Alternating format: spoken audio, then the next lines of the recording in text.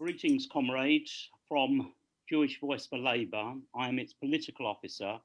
Today I speak in a personal capacity, and let me say from the outset, it is a privilege to have a joint platform with Chris Williamson.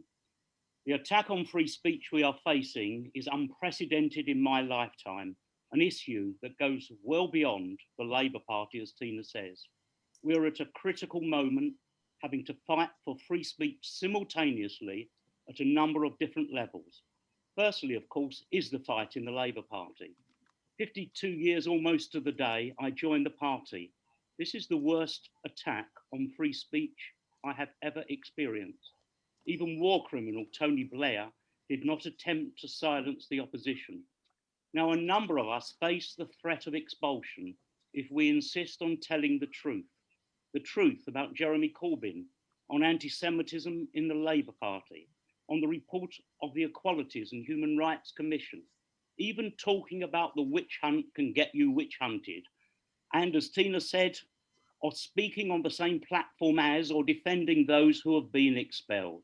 Now, we have resisted in the party without leadership from the top.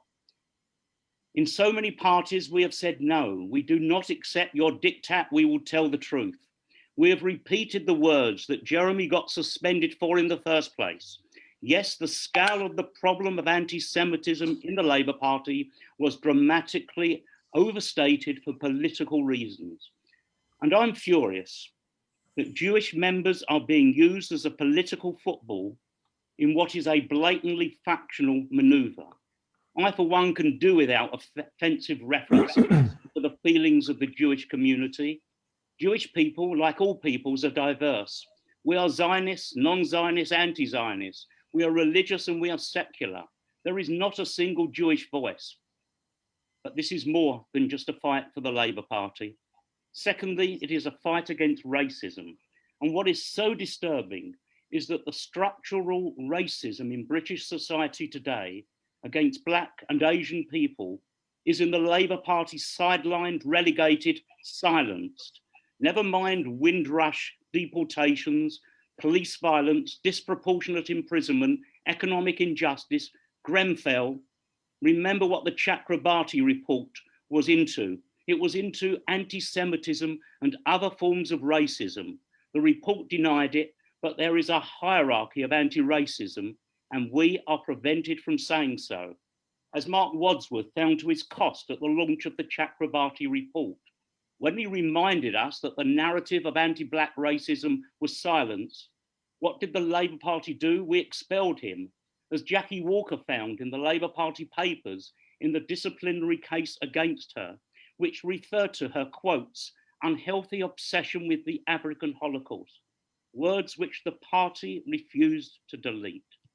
Thirdly, this is a fight against the silencing of Palestinian voices, those voices which witnessed the occupation, the daily assaults, curfews, arbitrary arrests, detentions, house demolitions, travel restrictions, checkpoints, irrigation systems destroyed, exclusion and discrimination in the Israeli state and occupied territories.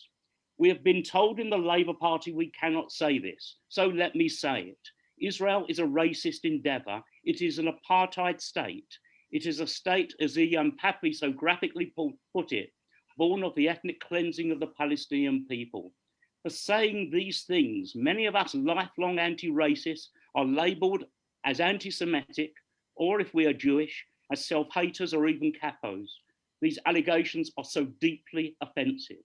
And in today's Labour Party, we are banned even from discussing a motion to support a charity bike ride for Palestinian children. And last and above all, this is about our right to think, interrogate, question, challenge. And we even face a clampdown on our right to discuss historical issues. We must be free to examine our histories on the basis that no peoples have a monopoly of truth or right. Victims of oppression in time can become perpetrators of oppression. That is the dialectic of history, the interconnectedness of all peoples. That is our internationalist response against all forms of exceptionalism. Yes, to discuss historical events may be controversial, even to some offensive, but party members have been disciplined for talking about history. Above all, Ken Livingstone, for raising the issue of the Havara Agreement reached by some Zionists in Germany and in the United States, which led to the breaking of the anti-Hitler economic boycott. These are complex issues. We don't have to agree, but let's have those debates. We may learn something if we do, because to ban discussion about our histories leads to the outlawing of thought and ultimately to the burning of books, another lesson from history. Continue like this, and we will end up burning the books of Ian Pappy and so many others who tell the truth about Palestine, of Hannah Arendt and Primo Levi, whose universalism challenges the prevailing accepted hierarchies. And as Tina said, there are now threats to free speech in our universities, facing funding cuts if they don't implement the IHRA definition of anti-Semitism. The fight back there is beginning. Only yesterday, the UCL Academic Board disavowed the IHRA edict, but the appalling attack on Ken Loach at St. Peter's College, Oxford, continues when the head of the college apologized to Jewish students for allowing Ken onto a platform. The clampdown is becoming sinister. It's having an effect on the culture of the left too, where no platforming and silencing awkward, difficult, critical voices, and there are many of those here today I can see, when doing that is becoming too prevalent. We must learn how to debate with each other on the left, sharply by all means, but in a comradely and non-abusive manner. Debate, dialogue, rather than exclusion. We have a lot to learn from each other. And finally, in that spirit of dialogue, let me express some disagreement with the charter under discussion today.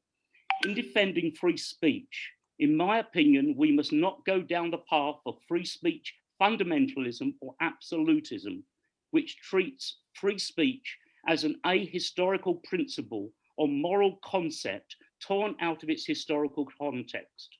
Now, I speak as a revolutionary socialist, and our struggle is for the liberation of humankind and the survival of our planet under threat of extinction. Our defense of free speech is part of our liberation struggle, part of our class struggle, but even this principle can, in certain conditions, be turned into its opposite against us, a liberal fetish used to stifle our resistance to oppression. Let me give two examples. When our ancestors, my father too, in the 1930s stopped Mosley's fascists from marching through the Jewish East End of London, they were, of course, infringing the right of fascists to free speech. Ditto our comrades in the German labor movement in the pre-Nazi period, when they, sometimes violently, attempted to break up Nazi meetings. They were fighting literally for their survival. In so doing, they infringed the principles of free speech for fascists, and they were right to do so. And finally, comrades, if this puts me in the invidious position of supporting the amendment to the Charter from Tony Greenstein, so be it. Thank you, comrades. Harsh words, comrade. Thank you very much, Graham. That was a very good speech. Thank you.